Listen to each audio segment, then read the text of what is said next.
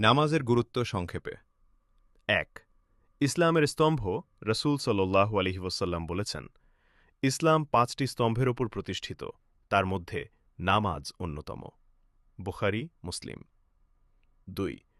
প্রথম হিসাব হবে নামাজের কিয়ামতের দিন বান্দার আমল থেকে সবার আগে নামাজের হিসাব নেওয়া হবে। নামাজ ঠিক থাকলে বাকি আমলও সহজ হবে। ৩. গুনাহ থেকে বিরত রাখে। আল্লাহ বলেন, নিশ্চয়ই নামাজ অশ্লীল ও মন্দ কাজ থেকে বিরত রাখে। সূরা আনকাবুত ৪৫। ৪. মানসিক শান্তির উৎস। দুশ্চিন্তা, ভয়, অস্থিরতা সবকিছুর ওষুধ নামাজ।